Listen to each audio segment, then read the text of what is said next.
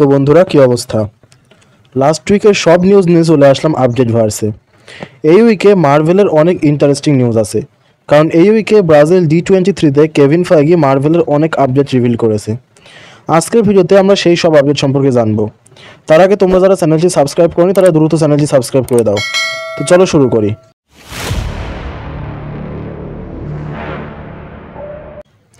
তো প্রথম নিউজ হলো আপকামিং ব্ল্যাক প্যান্থার 3 মুভি নিয়ে। তো আমাদের সবার প্রিয় অভিনেতা ডেনজেল ওয়াশিংটন একটি বিষয় কনফার্ম করেছে যে সে ব্ল্যাক প্যান্থার 3 মুভিতে অ্যাপিয়ার হবে, বাট কোন রোল সেটা বলা হয়নি। তাছাড়া আমরা এতদিন জানতাম যে ডেনজেল ডক্টর স্ট্রেঞ্জ 3 মুভিতে ডোরমামুয়ের রোল প্লে করবে। দেখা যাক সামনে কি হয়, কারণ ব্ল্যাক প্যান্থার 3 অ্যাটলিস্ট সিক্রেট ওয়ার্সের আগে আসবে না। এর পরের নিউজ হলো আমাদের এলিজাবেথ ওলসেনকে নিয়ে। তো এলিজাবেথ ডুমসডে মুভিতে স্কারলেট উইচের রোলে অ্যাপিয়ার হবে, বাট মুভিতে ডুম আর ওয়ান্ডার মধ্যে কোনো লাভ স্টোরি থাকবে না। তবে ডুম আর ওয়ান্ডা মিলে টিম আপ করবে, আর ওয়ান্ডা ডার্ক হোল্ড ইউজের কারণে যেসব ক্ষতি করেছিল সেগুলো রিভার্স করার ট্রাই করবে। এরপরে নিউজ হাল্ককে নিয়ে। রিউমার্স অনুসারে মার্ক রাফেলোয়ের হাল্ক একটি বিশেষ রোলে থাকবে ডুমসডে মুভিতে। এই মুভিতে হাল্কের মায়েস্ট্রো ভার্সনকে দেখা যাবে বলে জানা গেছে। মায়েস্ট্রো হাল্কের একটি ফিউচার ইভিল ভার্সন, যেটি পুরোপুরি ইভিল একটি ক্যারেক্টার। হয়তো মুভিতে হাল্কের সেই ফিউচার ভার্সনকেই দেখানো হবে। এদিকে দ্য ডিফেন্ডার্স টিমকেও এমসিইউতে ইন্ট্রোডিউস করানোর কথা আছে, যাদেরকে আমরা নেটফ্লিক্সের ডিফেন্ডার সিরিজে দেখেছিলাম। যেই টিমের মেম্বার ছিল ডেয়ারডেভিল, পানিশার, আয়রন ফিস্ট আর লিউক কেজ। আর এমসিইউতে এদেরকে ইন্ট্রোডিউস করানোর কথা আছে। আর ডেয়ারডেভিল বর্ন অ্যাগেন সিরিজে এদের হিন্টস দেওয়ার কথা আছে। আর নেটফ্লিক্সের এমসিইউর সাথে কানেক্ট করার কথা আছে। এদিকে গত 25শে অক্টোবর রিলিজ হওয়া ভেনম দ্য লাস্ট ডান্সের box office collection already 400 million হয়ে গেছে, যেটা অনেকটা ভালোভাবে আগাচ্ছে। বাট আগের ফিল্মগুলোর তুলনায় কালেকশন অনেক কম। এদিকে ড্যাফনে কিনকে ইন্টারভিউতে জিজ্ঞাসা করা হয়েছিল যে সে X-23 রোলে ব্যাক করবে কিনা। সে জানিয়েছে যদি এমন কোনো সুযোগ আসে তাহলে সে অবশ্যই ব্যাক করবে।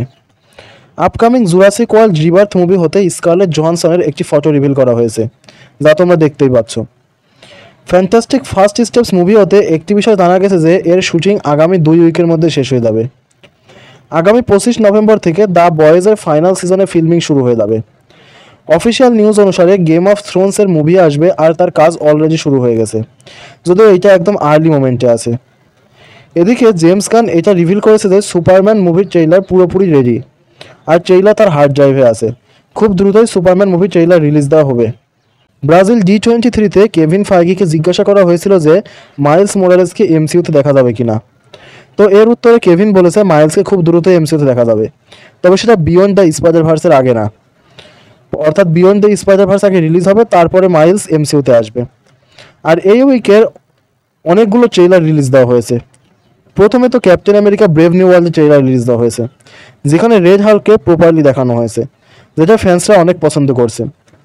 মুভিতে মূলত জাপান ভার্সেস ইউএসের মধ্যে ফাইট দেখানো হবে, আর তাদের ওয়ার হবে অ্যাডামেন্টিয়াম নিয়ে, আর সব কিছুর পিছনে থাকবে দ্য লিডার।